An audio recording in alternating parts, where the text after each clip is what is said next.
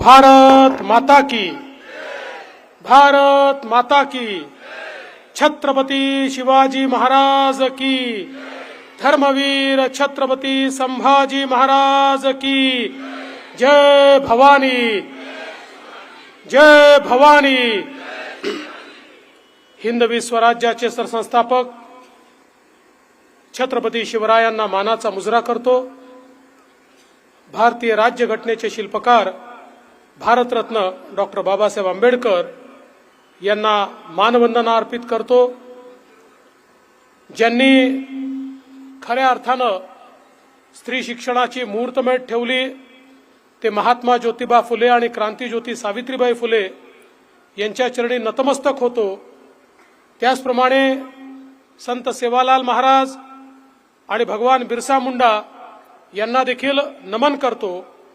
आजच्या आपल्या या जाहीर सभेमध्ये मंचावर उपस्थित असलेले मध्य प्रदेशचे मंत्री आदरणीय प्रल्हाद सिंग पटेल जी, आपले लोकप्रिय उमेदवार आणि सातत्याने तुमचा आशीर्वाद घेऊन यवतमाळ मतदारसंघामध्ये अतिशय उत्तम काम ज्यांनी केलं ते मदन भाऊ येरावार, जीवन पाटीलजी, तारेंद्र बोर्डेजी, श्रीधर मोहोडजी, गजानन गुल्हानेजी, राजू पडगिलवारजी, महेंद्र मानकरजी, अनिल नाईकजी, रत्नदीप पवारजी, अजय दुबेजी, दिलीप सामणकरजी, सोमप्रकाश लड्डाजी, नरसिंग जाधवजी, रितेश परसाकेजी, वैभव बढेजी, प्रवीण प्रजापतीजी, धर्मेंद्र बोरकरजी, शंकर जयस्वालजी, विश्वजित शेळकेजी, निलेश तिवारीजी, नरेंद्र तिवारीजी, मंचावरील सर्व मान्यवर, कोणाचं नाव राहिलं असेल तर क्षमा मागतो।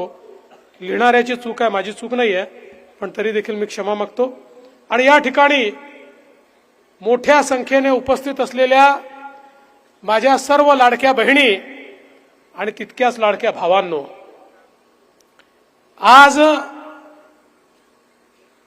आपले लोकप्रिय उमेदवार मदन भाऊ येरावार यांच्याकरता पुन्हा एकदा आशीर्वाद मागायला मी या ठिकाणी आलो आहे। खरं म्हणजे आपल्या सर्वांना माहिती आहे मदन भाऊ एक वेगळं रसायन आहे। 2022ला जेव्हा पुन्हा आपलं महायुतीचं सरकार आलं आणि हे सरकार आल्यानंतर मी विचार करत होतो कोणाला मंत्री बनवावं, कोणाला जबाबदाऱ्या द्याव्या। त्यावेळी मला मदन भाऊंचा फोन आला, म्हणाले भाऊ मी तुम्हाला फोन याकरता केला आहे की मला तुम्हाला सांगायचं आहे थोडासा कालावधी आहे, खूप काम करायचं आहे, तुमच्यावर भरपूर प्रेशर आहे, त्याच्यामुळे मंत्रिपदाकरता माझा विचार करू नका, तुम्ही व्यापक विचार करा आणि यातनंच चांगलं मंत्रिमंडळ तुम्ही तयार करा। आता लोक मंत्रिपदाकरता एकमेकाचे पाय ओढतात, पण हा माणूस असा आहे की ज्यांनी सांगितलं आता अडचणी खूप आहेत, कमी जागा आहेत, त्यामुळे पुढे जेव्हा चांगलं आपलं सरकार येईल तेव्हा माझा विचार करा, आज माझा विचार करू नका। मी तर नेहमी म्हणतो मी मदन भाऊचा उल्लेख कलाकार म्हणून करतो, फार मोठा कलाकार माणूस आहे। एखादी गोष्ट मनामध्ये घेतली की ती कशी करायची या संदर्भातली जी हातोटी मदन भाऊकडे आहे ते त्या मंत्रालयात घुसले की चपराशापासनं तर सचिवापर्यंत प्रत्येकाला काय ते सुनवतात, काय समजवतात, काय सांगतात मला समजत नाही, पण काम करूनच परत येतात। अशा प्रकारची मदन भाऊंची हातोटी आहे। आणि म्हणून अशा प्रकारचा कलाकार, कलाकार म्हणजे चांगल्या पद्धतीचा कलाकार हा आमदार म्हणून आपल्याला मिळाला। आणि म्हणूनच आज आपण पाहू शकतो मोठ्या प्रमाणात विकास कामं झालेली आपल्याला या ठिकाणी पाहायला मिळत आहेत। आज आपलं सरकार आलं, हे सरकार आल्यानंतर खरोखर आपल्याला केवळ 2.5 वर्ष मिळाले। आपल्याला कल्पना आहे 2014 ते 2019 आपलं सरकार होतं, त्या सरकारमध्ये या विदर्भामध्ये मोठ्या प्रमाणात आपण विकास केला। सिंचनाच्या योजना असतील, या ठिकाणी रस्त्यांच्या योजना असतील, या ठिकाणी पाणी पुरवठ्याच्या योजना असतील, अनेक योजना आपण त्या काळामध्ये पूर्ण केल्या आणि एक प्रकारे मोठ्या प्रमाणात या ठिकाणी आपलं चित्र बदललं. मला सांगताना आनंद वाटतो की बेंबळा प्रकल्पाकरता आपण जवळपास 1300 कोटी रुपये दिले आणि या ठिकाणी या प्रकल्पाचं काम पूर्णत्वाकडे नेण्याचं काम आपल्या सरकारच्या माध्यमातून आपण केलं. एवढंच नाही तर वेगवेगळ्या प्रकल्पांच्या माध्यमातून सिंचनाच्या सोयी कशा मिळतील अशा प्रकारचा एक प्रयत्न सातत्याने आपण या ठिकाणी केला. आता पुन्हा आपलं सरकार आल्यानंतर आपल्या सरकारने अनेक योजना सुरू केल्या.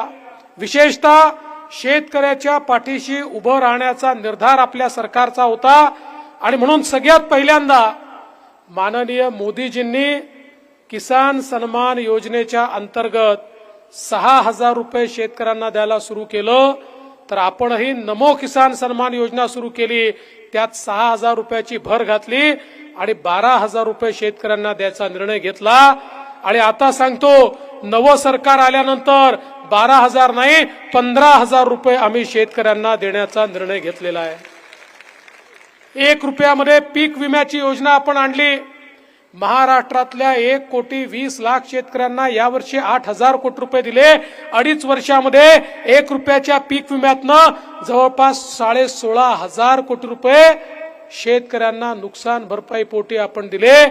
जेव्हा जेव्हा शेतकरी अडचणीत आला त्या शेतकऱ्याच्या पाठीशी आपण उभं राहिलो. आपल्याला कल्पना आहे मागच्या वर्षी कापूस आणि सोयाबीनचे भाव कमी झाले. आजकाल हे भाव आंतरराष्ट्रीय बाजारपेठेच्या आधारावर त्या ठिकाणी ठरतात आणि ते कमी झाल्यानंतर आम्ही सांगितलं काळजी करू नका, हमी भावापेक्षा कमी भाव मिळाला तर आम्ही भावांतराचे पैसे तुम्हाला देऊ. आणि मला सांगताना आनंद वाटतो की मागच्या वर्षीचे पैसे आपण या ठिकाणी दिले. या यवतमाळ जिल्ह्याचा जर आपण विचार केला तर मोठ्या प्रमाणात आपण हे पैसे दिलेले आहेत. यामध्ये जवळपास या यवतमाळ जिल्ह्यामध्ये कापसाच्या पोटी जवळपास सोयाबीन करता 106 कोटी आणि कापसा करता 80 कोटी असे 200 कोटी रुपये 5,000 रुपयाच्या हिशोबाने भावांतर योजनेचे पैसे हे आपण शेतकऱ्याच्या खात्यामध्ये जमा केले. आणि आता तर आपण निर्धारच केलाय, आपण आपल्या जाहीरनाम्यातच सांगितलंय यापुढे कधीही हमी भावापेक्षा कमी भावामध्ये जर खरेदी झाली तर त्या 2 भावांमध्ये जो फरक असेल त्यातले पैसे सरकार थेट शेतकऱ्याच्या खात्यामध्ये टाकेल. कुठल्याही परिस्थितीमध्ये शेतकऱ्याचं नुकसान आपण होऊ देणार नाही. आजही सोयाबीनच्या खरेदीची केंद्र आपण सुरू केली. ती केंद्र सुरू झाल्यानंतर आपल्या लक्षात आलं की थोडं मॉइश्चर जास्त आहे, 12% जास्त आहे. आपण मॉइश्चर मीटर दिले, शेतकऱ्यांना सांगितलं 4-5-6 दिवस माल ठेवा, उन्हामुळे मॉइश्चर कमी होईल, मग तुमचा माल आणा. एकेका शेतकऱ्याचा माल आपण विकत घेऊ, कोणालाही वंचित ठेवणार नाही. सोयाबीन असो कापूस असो सगळ्यांना हमी भाव त्या ठिकाणी मिळेल हा विश्वास मी आपल्याला देतो. आणि तरी देखील जर कोणाला हमी भाव मिळाला नाही तर भावांतर योजनेच्या माध्यमातून हमी भावाचे पैसे थेट शेतकऱ्याच्या खात्यामध्ये त्या ठिकाणी आपण जमा करणार आहोत. कारण हे सरकार शेतकऱ्याच्या पाठीशी उभं राहणारं सरकार आहे. मला सांगताना आनंद वाटतो आपल्या सरकारने निर्णय घेतला शेतकऱ्यांना विजेचं बिल आपण माफ केलं. आता शेतकऱ्यांना विजेचं बिल भरावं लागणार नाही. आता आपण बघितलं असेल तुम्हाला बिल आलं पण त्याच्यावर बिल किती होतं? 000 बिल होतं. कारण तुमचं सगळं बिल राज्य सरकारने भरलं. दरवर्षी 15,000 कोटी रुपयाचं शेतकऱ्याचं बिल हे आता राज्य सरकार भरणार आहे. पुढच्या 5 वर्षाची हमी देतो. पुढचे 5 वर्ष शेतकऱ्यांना विजेचं बिल भरण्याची आवश्यकता नाही. 5 वर्ष तुमचं बिल आम्ही भरणार आहोत. आणि अर्थातच त्याच्यानंतर पुन्हा 5 वर्षाकरता निवडून दिलं तर पुन्हा 5 वर्षाकरता त्याच्याही पुढच्या आम्ही तुम्हाला मोफत वीज या ठिकाणी देणार आहोत. पण हेच करून आपण थांबलो नाही. महाराष्ट्रामध्ये आपण निर्णय केला मागेल त्याला सौर कृषी पंप आता आपण देतो. शेतकऱ्याने 10% पैसे भरायचे आणि 90% पैसे सरकार देतं. एकदा हा पंप लागला पुढचे 25 वर्ष शेतकऱ्याला विजेचं बिल येणारच नाही. अशा प्रकारची व्यवस्था आपण या माध्यमातून केली आहे. आणि एवढंच करून आपण थांबलो नाही. महाराष्ट्र हे पहिलं राज्य आहे की ज्या राज्याने शेतकऱ्यांकरता स्वतंत्र वीज वितरण कंपनी तयार केली. या वीज वितरण कंपनीला आता 14,000 मेगावॅटचे सोलरचे प्रकल्प आम्ही दिले. पुढच्या 18 महिन्यामध्ये प्रकल्प पूर्ण झाल्यानंतर महाराष्ट्रातल्या शेतकऱ्यांना दिवसा 12 तास वीज 365 दिवस आम्ही देऊ. रात्रीच्या विजेची तजवीज करावी लागणार नाही, रात्री शेतात काम करावं लागणार नाही. 365 दिवस मोफत दिवसा वीज आमच्या शेतकऱ्याला मिळेल. ही व्यवस्था आज आपण या ठिकाणी केली. आणि म्हणून बंधू भगिनींनो, शेतकऱ्यांच्या पाठीशी आपण उभे आहोत. आणि एवढंच करून थांबलो नाही तर आपण आता 10 कलमी कार्यक्रम घोषित केला आहे आणि त्या कार्यक्रमाच्या अंतर्गत आपण ठरवलेलं आहे, आता पुन्हा तुमच्या आशीर्वादानं सरकार निवडून आलं की पहिल्या झटक्यामध्ये शेतकऱ्यांना कर्जमाफी आपण देणार आहोत. शेतकऱ्यांचं कर्ज माफ करण्याचा निर्णय आपल्या महायुतीच्या सरकारनं घेतलेला आहे. त्यामुळे चिंता करण्याचं कारण नाही आहे. शेतकऱ्यांच्या पाठीशी आपण उभे आहोत, सामान्य माणसाच्या पाठीशी आपण उभे आहोत. आमच्या युवकांकरता आताच मदन भाऊंनी सांगितलं 10 लाख त्या ठिकाणी अप्रेंटिसचा रोजगार आपण निर्माण केलाय. 25 लाख अजून रोजगार आपण निर्माण करतो आहोत की ज्या माध्यमातून आमच्या युवकांच्या हाताला काम मिळालं पाहिजे. अशा प्रकारचा आपला प्रयत्न या ठिकाणी सुरू झालेला आहे.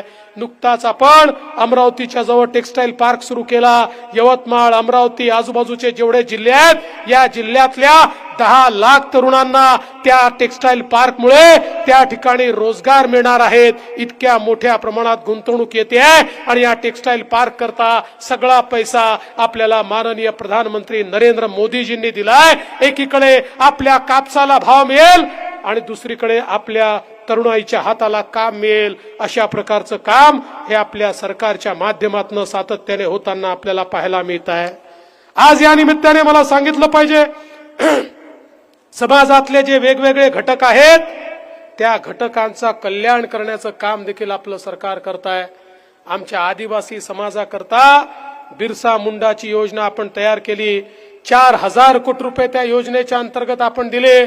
त्या ठिकाणी तांड्यापर्यंत, गावापर्यंत, वाडीपर्यंत, वस्तीपर्यंत रस्ता पोचला पाहिजे, पिण्याचं पाणी पोचलं पाहिजे, इलेक्ट्रिसिटी पोचली पाहिजे, त्या ठिकाणी घरं मिळाली पाहिजे. अशा प्रकारची योजना आपण सुरू केली. आणि त्याच वेळी आमच्या बंजारा समाजाकरता श्री संत सेवालाल महाराज रस्ते जोड योजना आपण सुरू केली की ज्या योजनेच्या अंतर्गत प्रत्येक तांड्यापर्यंत रस्ते आपण देतोय. प्रत्येक तांड्यामध्ये मूलभूत सोयी आपण करतोय. प्रत्येक तांड्याला निधी आपण उपलब्ध करून देतोय. बंजारा समाज या तांड्यांमध्ये एक मूलभूत परिवर्तन करण्याचं काम हे आपल्या सरकारने या ठिकाणी सुरू केलं.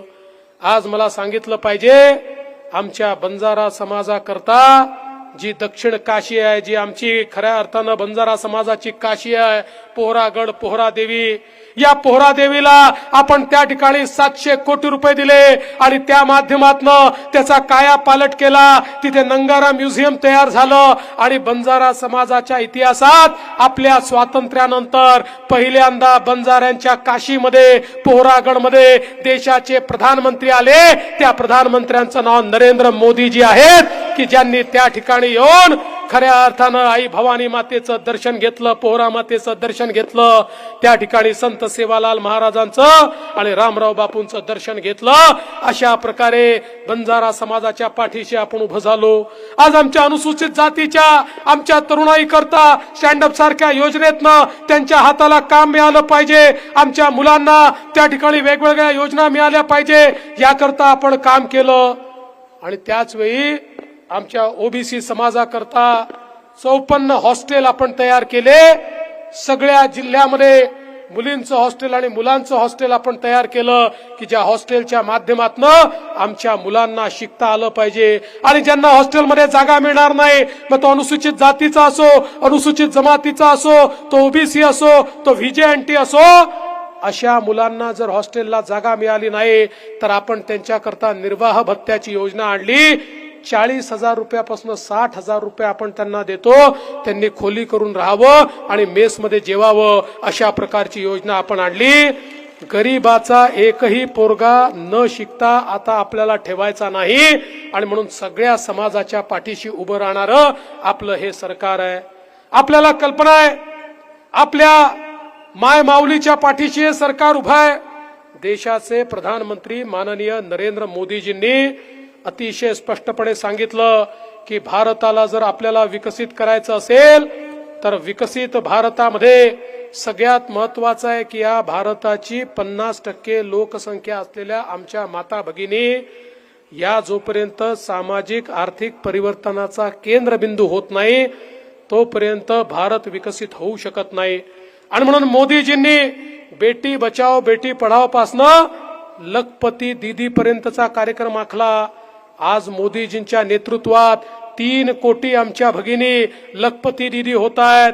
या महाराष्ट्रामध्ये 11 लाख झाले आहेत, लवकरच 25 लाख होतील आणि मग 1 कोटी महाराष्ट्रातल्या आमच्या महिला मोदीजींच्या वेगवेगळ्या योजनांचा अवलंब करून लखपती दीदी होतील. म्हणजे ज्यांचं वर्षाचं उत्पन्न 1 लाखाच्या वर स्वतंत्रपणे आहे अशा लखपती दीदी या महाराष्ट्रामध्ये आणि देशामध्ये मोदीजींच्या नेतृत्वात आपण तयार करतो आहोत.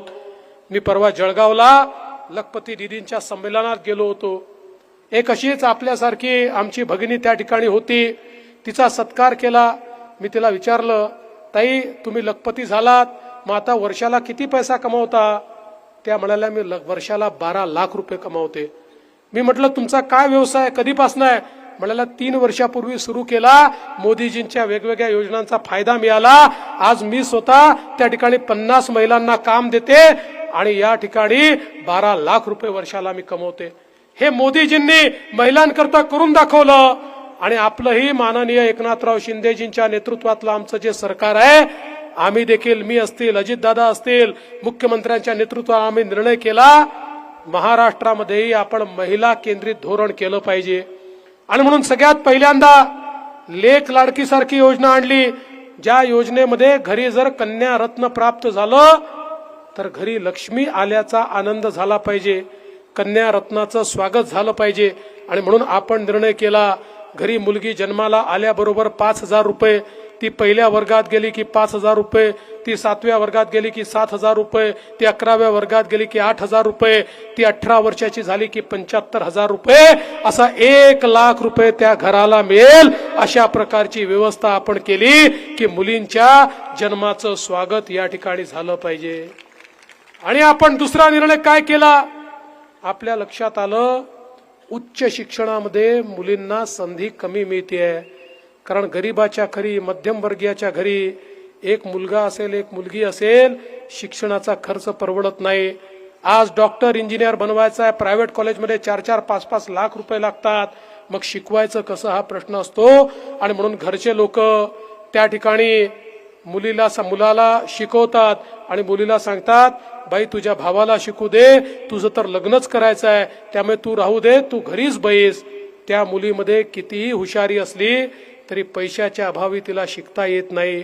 आणि म्हणून आपण निर्णय केला आणि आई वडिलांना सांगितलं, तुमची ऐपत नसेल, तुम्ही शिकवू शकत नसाल, तुमच्याकडे पैसे नसतील तर चिंता करू नका.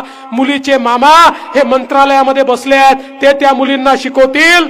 आणि 502 कोर्सेसमध्ये मुलींची सगळी फी, 2 लाख असो, 3 लाख असो, 4 लाख असो, सगळी फी भरण्याचा निर्णय आपल्या सरकारने घेतला. आता एकही आमची मुलगी उच्च शिक्षणाविना राहणार नाही, किंबहुना उच्च शिक्षण घेतील आणि आपल्या सासर सोबत आपल्या माहेरचा देखील त्या ठिकाणी गौरव करतील. अशा प्रकारची व्यवस्था आज आपण उभी केली. आपल्याला कल्पना आहे, महिलांकरता आपण त्या ठिकाणी एसटी मध्ये 50% तिकिटाचं कन्सेशन दिलं. महिलांना 50%च त्या ठिकाणी आता तिकीट लागतं. योजना घोषित केली तर एसटीचे जे अधिकारी आहेत ते माझ्याकडे आणि मुख्यमंत्र्यांकडे आले आणि म्हणाले, ओ ही योजना नका करू. म्हटलं का? म्हणाले आमची एसटी तोट्यामध्ये आहे, परत 50% तिकीट, आमची एसटीच बंद पडेल. आम्ही म्हटलं काळजी करू नका, एसटी अडचणीत आली तर आम्ही पैसे देऊ, पण योजना राबवा. 1 महिन्यापूर्वी एसटीचे अधिकारी आम्हाला भेटायला आले. आम्हाला म्हणाले काही झालं तरी योजना बंद करू नका. अरे म्हटलं मागे तुम्ही म्हणता चालू करू नका, आता म्हणता बंद करू नका. म्हणाले हो, तुम्ही योजना सुरू केली तर इतक्या महिला प्रवास करायला लागल्या की तोट्यात असलेली आमची एसटी आता फायद्यामध्ये आलेली आहे, त्यामुळे ही योजना बंदच करू नका. मग मी जरा थोडं स्वतः लक्ष घातलं, म्हटलं हे काय नेमकं झालेलं आहे. मग माझ्या लक्षात आलं, आता आमच्या लाडक्या बहिणी आमच्या भाऊजींना आमच्या दाजींना सांगतात, अरे तुम्ही जर त्या ठिकाणी जिल्ह्याला तालुक्याला गेलात तर तुमचा खर्च डबल होतो. गेल्यानंतर तिथे पान तंबाखू खर्रा मावा काय खाता, दारू पिता, काहीतरी करून पैसा बर्बाद करता. आम्ही गेलो अर्ध्याच पैशात जाऊन येतो आणि पदरचा पैसा त्या ठिकाणी वाचवून येतो. म्हणून आता आमच्या लाडक्या बहिणीत फिरून राहिल्यात, दाजींना घरी बसायला लावलेलं आहे आणि त्यामुळे आमची एसटी आता या ठिकाणी नफ्यात आलेली आहे. आणि आपण यासोबत एक महत्वाचा निर्णय घेतला, लाडकी बहीण योजना सुरू केली. आमच्या बहिणींच्या खात्यामध्ये दर महिन्याला 1500 रुपये जमा करण्याची लाडकी बहीण योजना सुरू केली. तर एक काँग्रेसचे महाविकास आघाडीचे लोक आम्हाला म्हणत होते योजना फसवी आहे, पैसा जाणार नाही, होणार नाही.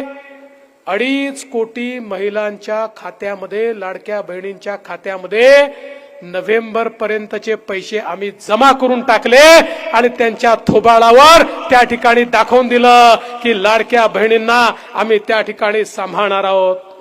पण लाडक्या बहिणींनो, मला तुम्हाला सांगायचंय, जसे आम्ही तुमचे सख्खे भाऊ आहोत ना, तसे या महाविकास आघाडीमध्ये तुमचे सावत्र भाऊ देखील आहेत. हे सावत्र भाऊ, काँग्रेसचे सावत्र भाऊ, ही योजना बंद कशी झाली पाहिजे याचा प्रयत्न करतायत.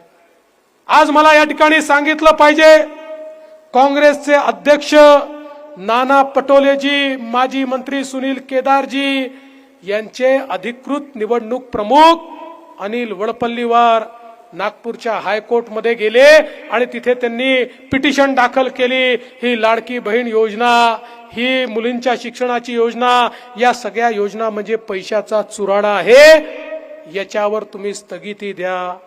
मला आश्चर्य वाटलं, अरे आमच्या गरीब बहिणींना 2 पैसे मिळत आहेत, या सावत्र भावांच्या पोटात इतकं का दुखतंय. पण काळजी करू नका, तुमचे भाऊ होते, आम्ही कोर्टामध्ये गेलो, कोर्टाला सांगितलं आम्ही काय करतोय आणि कोर्टाने देखील त्यांना स्थगिती द्यायला नकार दिला आणि ही योजना सुरूच राहील अशा प्रकारे कोर्टाने आम्हाला सांगितलं. त्यामुळे आता ही योजना कोणीच बंद करू शकत नाही. पण बहिणींनो, जर कुठे चूक झाली आणि पुन्हा महाविकास आघाडीचं सरकार आलं, पहिली कुऱ्हाड कुठे चालणार? लाडकी बहीण योजनेवर चालणार. कारण नानाभाऊ पटोले, शरद पवार साहेब, उद्धवजी सगळ्यांनी सांगितलं, या महायुती सरकारचे सगळे निर्णय आम्ही रद्द करणार आहे. परवा तर उद्धवजींनी स्टेजवरून सांगितलं, आता आमचं सरकार येणार आणि आम्ही महायुती सरकारचे सगळे निर्णय रद्द करणार. त्यामुळे कुठे चूक झाली तर आपल्या या सगळ्या योजना बंद होतील. कारण सावत्र भाऊ आले तर तुमच्यावर सख्या बहिणीसारखं प्रेम ते कधीच करणार नाही. आणि म्हणून आपण तर निर्णय केलाय, पुन्हा तुमच्या आशीर्वादानं आपलं सरकार आलं की 1500 रुपये नाही, 2100 रुपये आपण त्या ठिकाणी देणार आहोत. आणि मला या निमित्ताने सांगायचं आहे, तुम्हाला फैसला करायचा आहे बहिणींनो. आपले मदन भाऊ जर तिथे गेले तर लाडक्या बहिणींना पैसे देणाऱ्यांकडनं हात वर करतील आणि दुसरं कोणी गेलं तर लाडकी बहीण योजना बंद करण्याकरता हात वर करतील. आपल्याला योजनेच्या बाजूचे लोक पाहिजे की योजनेच्या विरोधी लोक पाहिजे. आणि बहिणींना याकरता सांगतोय, आमच्या बहिणींची ताकद अशी आहे की भाऊजींचं जेवण कधी बंद करू शकतात. त्यामुळे बहिणी तयार झाल्या की भाऊजीचं आम्हाला वोट मिळणार म्हणजे मिळणारच. म्हणून बहिणींवर आता जबाबदारी टाकतोय की या ठिकाणी आपल्याला खऱ्या अर्थानं हे काम करून दाखवायचं आहे. आज आपण बघा, आपल्या सरकारने निराधार योजनेचे पैसे वाढवले, पोलीस पाटलांचं मानधन वाढवलं, ग्रामसेवकांचं मानधन वाढवलं, अंगणवाडी सेविका, आशा सेविका, कोतवाल, ग्राम रोजगार सेवक, होमगार्ड, एकही असा घटक नाहीये की ज्या घटकाला आपण मदत केली नाही, प्रत्येक घटकाचं काम आपण केलं. आमच्या उमेदच्या आमच्या ताया सातत्याने आंदोलन करत होत्या, त्यांनाही सांगितलं काळजी करू नका, त्यांच्याकरताही अभ्यास गट तयार केला आणि ही योजना कशी कायम आपल्याला करता येईल त्या संदर्भातलं काम देखील आपण सुरू केलं. प्रत्येक घटकाला मोठ्या प्रमाणात आपण त्या ठिकाणी मदत केली आणि हे सगळं करत असताना मोठ्या मोठ्या योजना केल्या. या ठिकाणी आमच्या विदर्भावर जो दुष्काळाचा ठप्पा आहे तो नेहमी करता पुसून काढण्याकरता एक अभिनव योजना आम्ही तयार केली. गोसी खुर्द धरणाखालनं 62 TMC पाणी ते वाहून त्या ठिकाणी समुद्रात जातं. हे पाणी नदी जोड प्रकल्पाच्या माध्यमातून नागपूर, वर्धा, अकोला, यवतमाळ, वाशिम या सगळ्या जिल्ह्यांमध्ये आणण्याकरता 550 किलोमीटरची नवीन नदी आम्ही तयार करतोय आणि वैनगंगा नदीला नळगंगा नदीशी त्या ठिकाणी जोडतोय. 88,000 कोटी रुपयाचा प्रोजेक्ट आहे.